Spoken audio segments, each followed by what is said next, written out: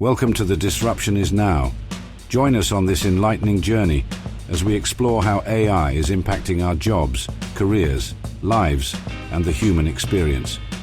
Each episode, host Greg Matusky will converse with visionaries and innovators at the forefront of AI, diving into its challenges, opportunities, and impact.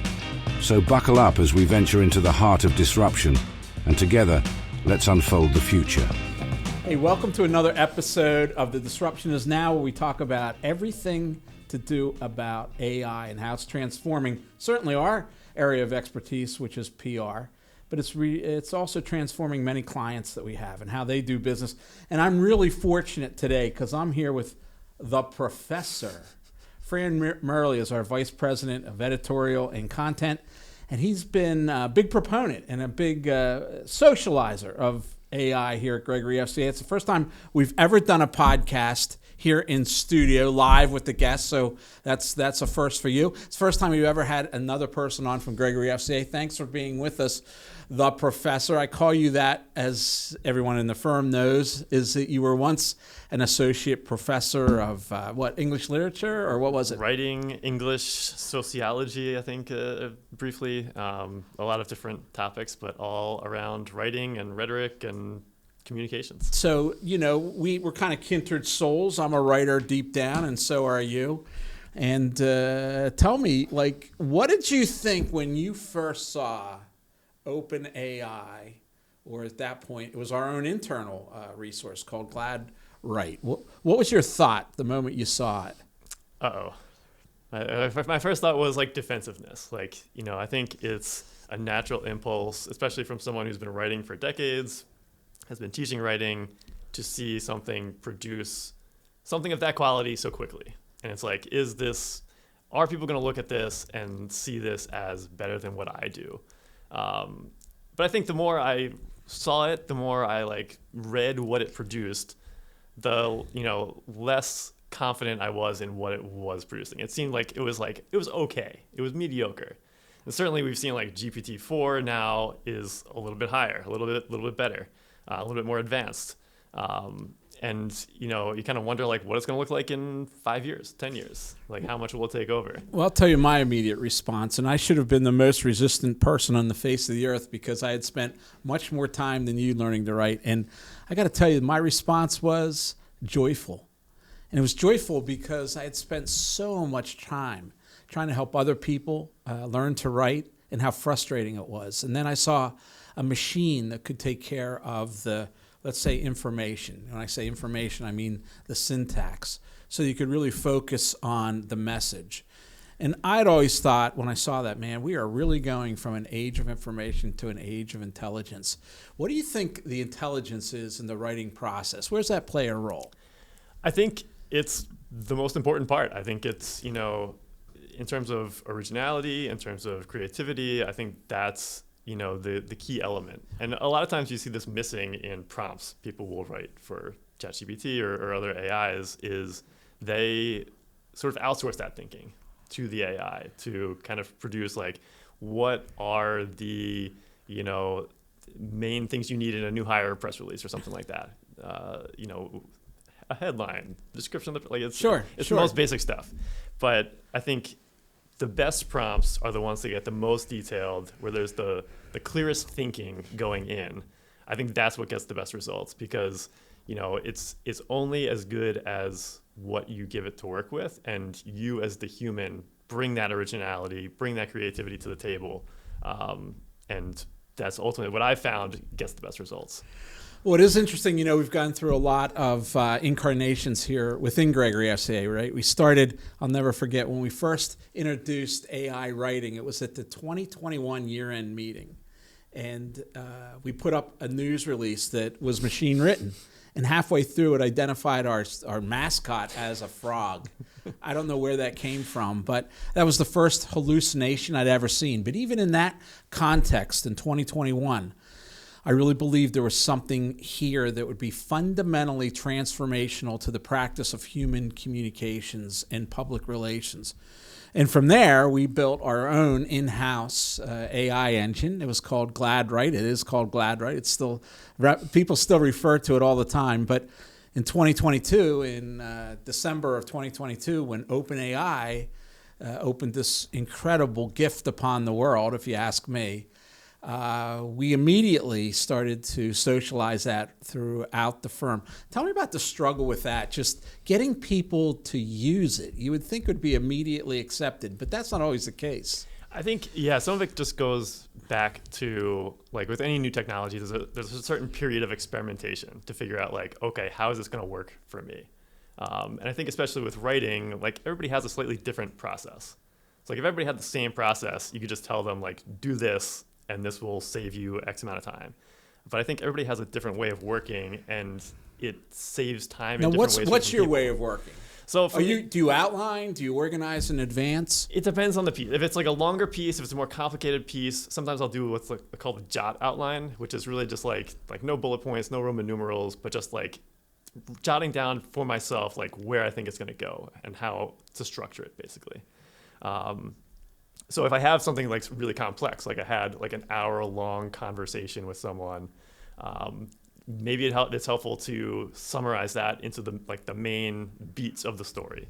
But I think the way I have found it most valuable is to sort of have, run it through different AIs like multiple times and ask it for like kind of different takes on. When you say multiple AIs, do you mean Bard? Do you mean Claude? Do you mean Claude, ChatGPT? I'll give it basically the same prompt. Ask it for like a slightly different take. Like give me something a little bit more, adversarial or something a little bit more. Let's humorous. Separate out the length of the prompt, right? If you put a document or something, which Claude is obviously, you all know it's one of its claims to fame. It can do long documents as the prompt, but which one do you think, just instinctively, has the best human reasoning and writing ability? ChatGPT. I think it depends on the specific application too. So in terms of like outlining, I found Claude to be better than ChatGPT more recently. There's been some reports of like, is ChatGPT getting dumber or whatever. I don't know if I would say that exactly, but it's definitely different in some respects than it was a few months ago. And I think outlining is one of those ways. Yeah, I definitely think it's different. I think they've again pulled some levers to gain speed because processing power is being put to its limits, and I think they've done some things to dumb it down a little bit so you get a faster response. I do notice early in the mornings when I work, it seems to be more electric. It seems to be quicker, and it seems to be more on note with what I want to accomplish. It's funny. Some things it's very good at, and some things it's very bad at. One of the things I've realized it's very bad at is any kind of promotional news release. If you have a news release which is just supposed to be on the record, it goes and it looks to what's been done before, and it makes it very hyperbolic or promotional. But it does good earnings release because those are in the public domain, and it does very poor media pitches because those are in the correspondence between a source and the press is perhaps the most confidential of all. So that's not in the public domain, and it doesn't get it, and it doesn't write well for those. I know that I have a very rigid structure for my prompts, which I think really helps me and helps junior talent structure the thought process. Sure. We can go over that, but do you have such an approach? Is there some formula? Fran Merlie, Professor Merlie, approach to prompt writing? I don't anymore. I feel like I did initially, but I've found increasingly both Claude, both ChatGPT are getting better at understanding the context of what I'm asking for. I think I'm curious to see what happens at like the post-prompt era when AI is like, when you don't need these super detailed prompts, or it better understands what you're asking it. But in terms of a prompt, I think it's like I was saying before, like it's very much about having very clear thinking about what you're trying to say and what you want to say, and you'd almost be accused of writing the article for it in terms of like the detail you add in the prompt, but the more detail you have, the less hallucinating it's going to do. And I think the more original the piece is going to be, because it's going to take those thoughts and your voice a little bit, right, and turn it into a piece that's closer to what you want. Well, it's funny. I was actually having kind of a private training session with a Wall Street Journal reporter who asked me to put her through it to learn more about it. And she saw how I wrote prompts, and she said, "You're writing the article." And I am, but I'm not, because the difference is a couple things. I have a formula, and I always start with, who is the audience? The number one question about communication. Who is the audience? And I said, what is the tone? Who's doing the speaking? What are the facts? And I put in a lot of facts, because that's how you overcome hallucinations, right? You put in a lot of facts. And I tell what channel, if it's going to be a social post or what, or a bylined article. And then I give it a hierarchy of messaging. Well, I'll say the first order messaging is A, the second order messaging is B, and the third order messaging is C. And that really helps it structure. If I put that in, then what I say, I can just riff. I use natural language. I don't have to worry about the organization. I don't have to worry if I'm being redundant. I don't have to worry about word choice. I don't even have to spell my words right, which I'm horrible at spelling. And that hierarchy really helps me to produce a better quality content. Now, I know a couple of our junior members here have followed that, and they've really accelerated the quality of their end product, their work product, by following those. But then again, I think you have an advantage, and you're a natural writer. Now, what I will say, just hearing you say that just now, like, makes me think of like something I've started to do recently with the plugins for ChatGPT is to give links to existing pieces of writing that I think are high quality, whether it's a press release, like an earnings release, or you might even be able to give it a few examples of like what you think is a good pitch. Because I think, one of the things that, you get out what the model took in. And a lot of the writing on the internet is like not that great. Right. I would That's say. one of the problems. It's been trained on bad English. So to give it sort of examples, to tell it like, hey, aim for this. And to either it's, my own writing or someone else's writing that I think is high quality, like give it an example that you want it to match.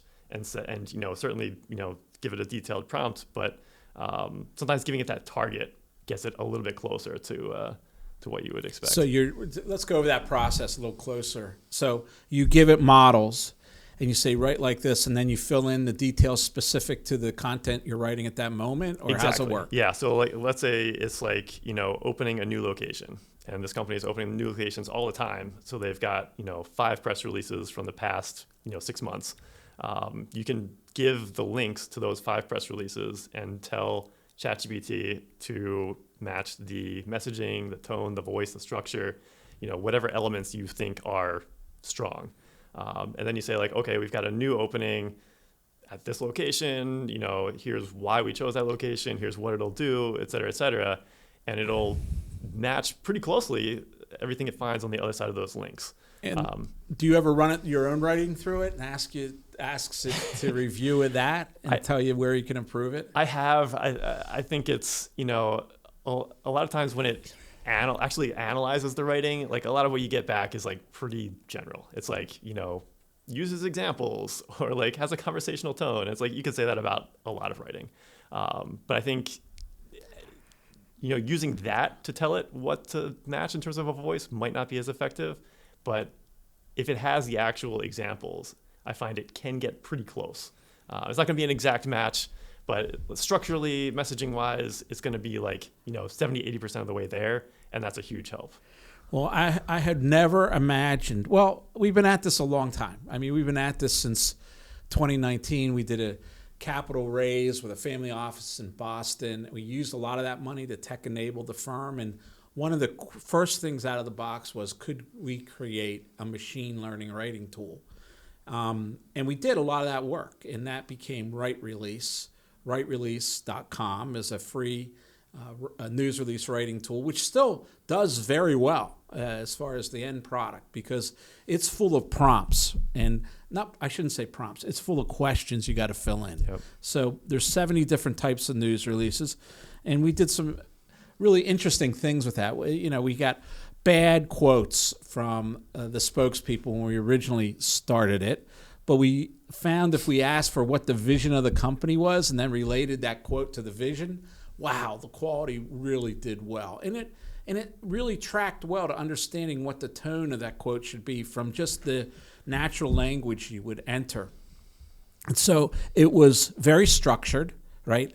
A lot of our junior peoples found real value in it. It still gets submissions from all over the world of people. It's amazing. Indonesia. I got one over from Australia, right? I look it up. It was a real estate company in Australia that was writing a release on it this weekend. That's cool. And you know, it just shows you that people are looking for these tools and they want to become better at it. They also, I think we'd be surprised at how many people are using it. It's something that a lot of people don't brag about, that they don't go to their boss and say, I just created this with OpenAI. Although they do here at Gregory FCA because they're rewarded by my pleasure in seeing them become more productive and efficient. But what do you think? Is it going to take jobs? I mean, this thing, that's the big question. I mean, the big scaries are it's going to take jobs, it's going to be biased, it's going to take over the world, it's going to eat my lunch. They just go on and on.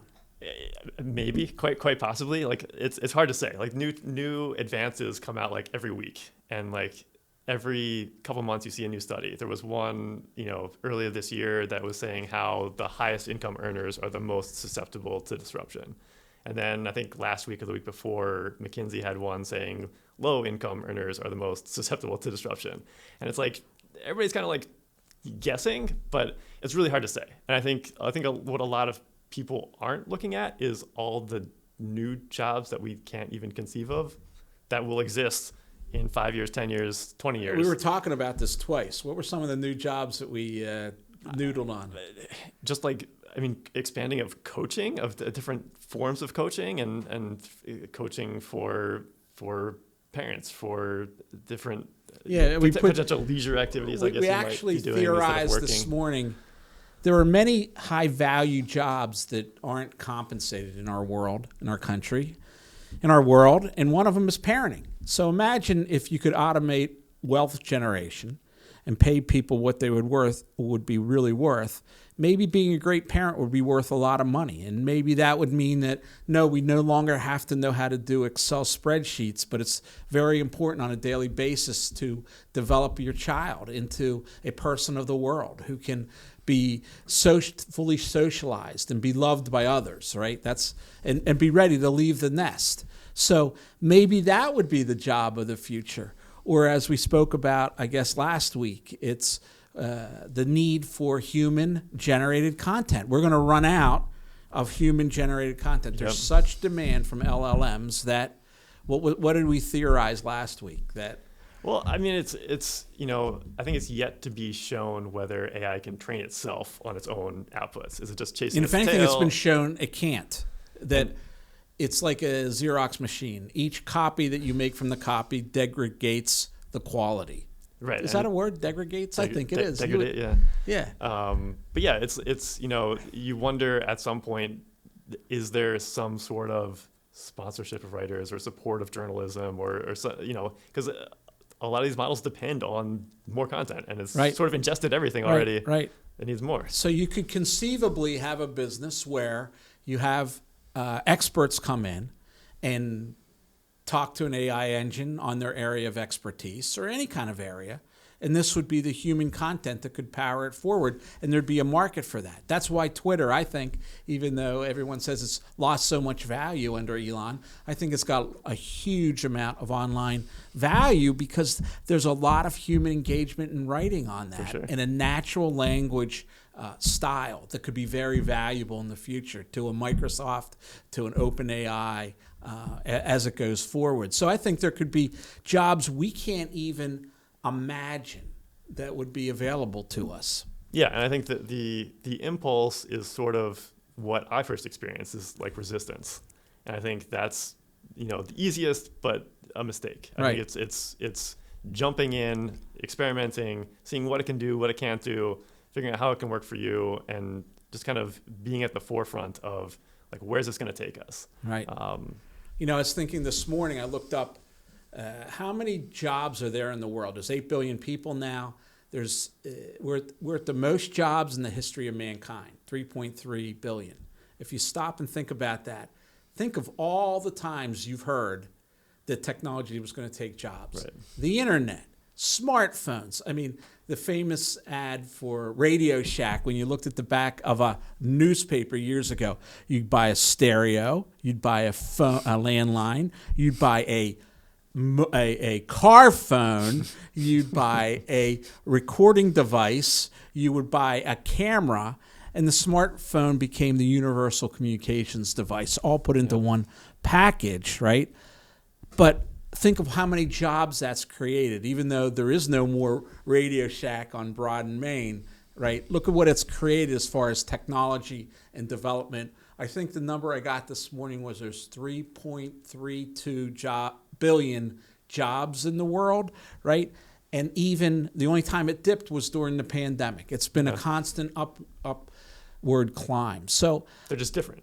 You know, what they were 20 years ago, 100 years ago, is a totally different makeup. But yeah, it continues to expand. And it could be a return to some of those jobs, as we spoke about before the episode today. You know, plumbers might finally be the new millionaires, right? Those who can actually provide needed service for the home or a business, or actually create something. It's funny, I've spent a lot of time in Cuba where they outlawed jobs, right? They have a list. These are the jobs you're allowed to do. Like, you're allowed to sell peanuts on the street, but not cashews, right? You're allowed to dance, but you're not allowed to be a mime. I don't know, right? But the one thing you could do, even in a failed economy, is you're allowed to be an artist.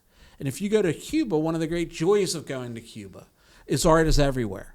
There's dance, there's music, there's paintings. It's so embedded in their culture that it's hard to know where Cuba starts and their art ends. I mean, it is much more than here in the U.S. I would venture to guess that, you know, whereas we might have 3-4 working artists out of every 100, I would venture to guess they got 60. Those, don't quote me on those numbers, but it is amazing. You walk down the streets of Havana, and there'll be a home, and I saw this. Hand constructed, with a little walkway made out of rock that they dig out of the ground. They dig it out of the ground so when the electric's on, they can store water there, and they dig this kind of a red coral rock out of the ground. This artist had gone around and collected all this rock, and he had mortared them together, and he built his own home. Interesting. And you walked in, and it was full of his art. He was kind of a dissident, and his was spiritual, religious-based art. And you walked in there, and everywhere you looked, he had his artwork. And he could sell it, and he could legally sell it. So, I mean, that's an area of focus and awareness, and that becomes a whole job category. And again, if we had the means to automate wealth generation, maybe we'd see kinds of art that we couldn't even imagine, or highly customizable art that we wouldn't even imagine today, where the movie is made for you in some way by a creator. I mean, look at the explosion of creators, right? That's what I was just thinking about. And, you know, there was a company recently that created an AI-generated South Park episode. It's like a 30-minute episode. It looks and sounds exactly like South Park. It was like AI-generated animation, voice, story, script, and all. On the one hand, it's like incredible. It's like, it looks like South Park. On the other hand, it was like the most boring episode of South Park you've ever watched. It was like the dialogue didn't go anywhere. It was kind of like stalled. But that technology in the hands of a creator, suddenly any person can become a showrunner for their own series and use this technology to kind of embed their own perspectives and thoughts and experiences and tell interesting stories in a way that they couldn't, 2 months ago. Yeah. It's interesting because in some ways this is being done right now, right? We don't see it, we don't realize it. I follow on TikTok a young kid who's a 6-year-old. He has perfect pitch. He's a savant when music, and I guess his father is a producer, and he has this in-home studio, and this little kid reproduces music, 6 years old, reproduces the sound of anything. He's not doing it with AI, he's doing it with switchers and a soundboard, and he'll do samples off albums, and he plays 6 different instruments: the saxophone, the drum, the guitars, the bass, the saxophone. Oh, I said that. He says, but he plays this whole realm, and he creates, like, he made a rap song out of a toothbrush. He literally took the sound of a toothbrush, scrubbing a toothbrush that's stuck on the surface of a counter, and he took these sounds and he knew how to manipulate them. That's AI, and that's artificial intelligence. In fact, I'm anxious to listen to a podcast that talks about a jazz musician from the 30s who actually did all the Looney Tunes music and claimed that he had a device which automated music making. And Berry Gordy had actually bought the rights to it. It's now resides with the founder, with the original artist from Devo. Interesting. And it goes back, this drive to be more creative. I just think in the right hands, AI can make us all 65% when surveyed. 65% of people say they have more creativity than they can potentially get out of themselves because of lack of time, because of lack of talent, technique. Like I could never, I could never write a song. I don't understand how to do that. So maybe we're into this explosion of creativity, which will put man with machine as we go forward. I think so. I mean, everybody seems very excited about creating AI content. This is like a tweet I read. I forget who said it, but everybody's really excited about creating AI content. Nobody seems really excited about reading it. And I think a lot of that is because it's the creativity is not embedded in it. In a lot of cases, people are outsourcing their thinking to it instead of putting themselves in it or collaborating with it to achieve that creativity. And one of the things we were talking about beforehand was you asked me like what percentage of people should be artists. And I was like, it took me a second to think about it. I was like 100%, because everybody has that unique experience, and some of them can't put it into words. But I think that's one of the functions of art and creativity is to kind of capture those things. Right. And if you're having trouble doing it, how can technology help you unlock that? I've been at this a long time, and your point about no one wants to read it. There was always two types of, when I was coming up as a writer, there were two types of writing, right? One, they called it desktop piece because you could write it from your desktop. You did no interviews, you did no research. I wouldn't even want to tell you how I used to have to research, calling research librarians at Philadelphia Free Library to find the unemployment rate, but we won't go there. And these were these desktop pieces, and no one wanted them, right? You would write some trade journal, and they'd go, I don't want that. There's nothing in this for me. But then I made a living of doing articles, and I wrote them for Success Magazine and Inc. magazines and Forbes magazine. And they would be, my editors would always edit saying, get more interviews. And I go, I don't have room for more interviews. They go, well, just to check it, to make sure you're hearing the same thing over. And it would be one interview after another interview after another interview. And everyone would come back to me, oh, this is so well researched. And I'd go, is that what research is? But it was, and it took time. And you would craft the quote to fit the point you were trying to make and fit it all together. And I've had this argument with my son. I said, but AI will never be able to get quotes for you. And he goes, oh, yeah, they will.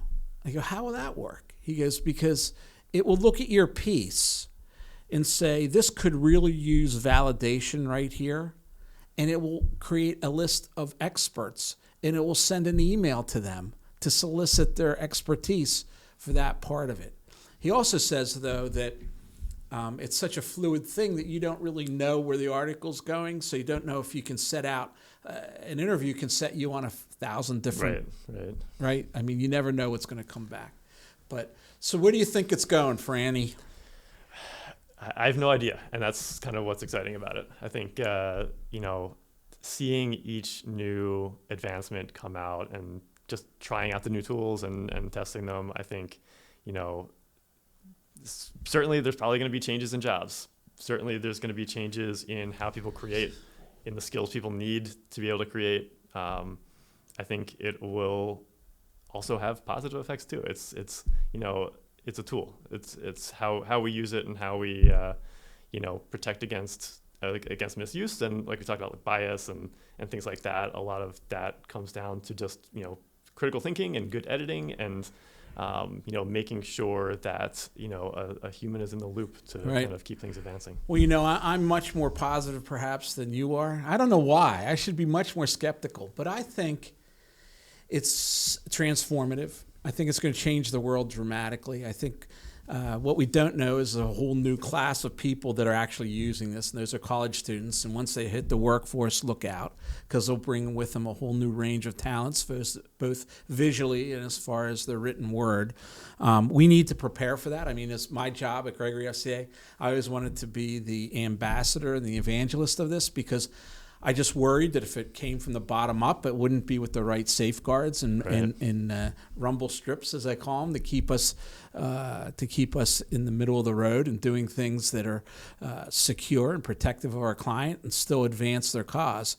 I do think if I was a young person, I'd be extremely excited about this time and where we are. And I know you were a professor, so what would you be telling a class at a local college about the AI revolution and what it might mean for their career and their future prospects? Start working with it if you haven't already. I mean, the $20 a month for ChatGPT Plus is well worth it, just to see what it can do and take it for a spin. And obviously working within whatever your professor's request in terms of human versus AI writing, but it's sort of like getting to know your new coworker for the rest of your career, because in 5 years, maybe less, like it's going to be as common as email. It's just everybody's going to be using it. It's going to be part of the workflow, and just really getting in early and understanding how it works with your process. I think you talked about how each writer has a different sort of way of working, and like where does it best complement your skills? What are the advantages you bring to the table? What disadvantages can it help counter and improve for you? I think to learn how to edit, learn how to kind of critically look at a piece of writing, understand what it's trying to do and how it can do that better, and really just develop like critical thinking skills. I think that's going to be one of the big new skills going forward, just to really assess, like I just said, like what is this trying to do and how can it do it better? I agree. I think the analogy could be maybe in the sciences, right? And I'd say try to solve big problems and use your calculator to do the calculations, right? Yep. To transform from this informational to this intelligence economy that we're talking about. I think it holds great promise, and I think many of the fears are way overblown. I think as far as bias, as you said, I think that is the job that we all do all the time, and the things that we edit. Same with accuracy. I think the real bias, though, is whether we're prepared to fully experience and optimize the potential of this tool. And I don't know if we're ready for that. I got to tell you. I look at other technologies, and for instance, sometimes there has been bans on technology. Everyone thinks that the science develops it, and then it's out of the genie's out of the bottle. That's not so much the case. I mean, we could clone a human being. That technology is available. It's not easy, but the one person who tried it is now in prison, and he's in prison in China. So even the U.S. and China said this is not something we want to do.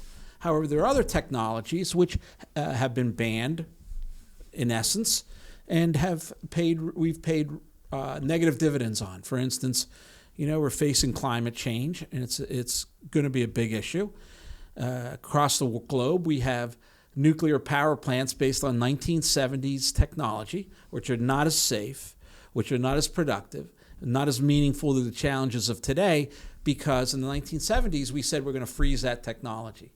And if we would have let it go forward, which if you look at the stats on nuclear energy, if you take Fukushima, 3 Mile Island, which we're close to, and you take Chernobyl, the deaths have been minimal. I mean, minimal. You could count them on two hands, perhaps.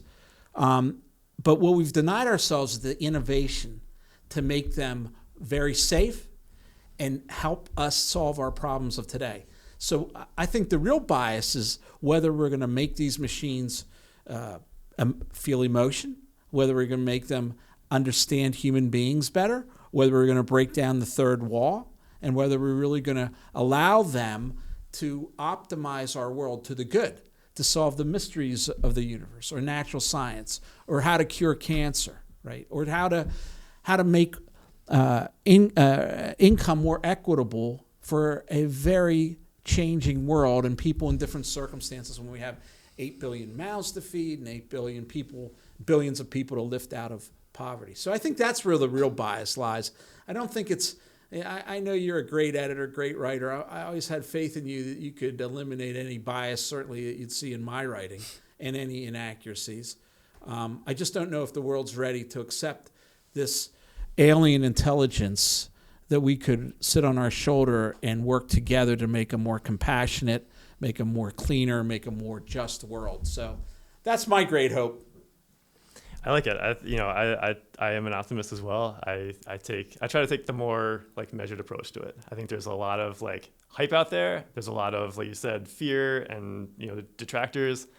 I'm like in the middle. I think it's net positive overall, but taking a practical approach to how does this best help me today? How does this best help our clients?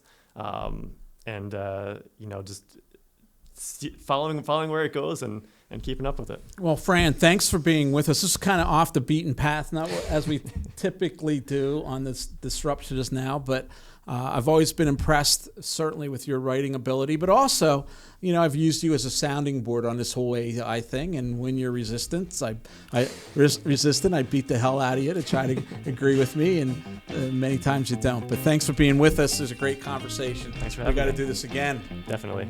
Thanks, Greg.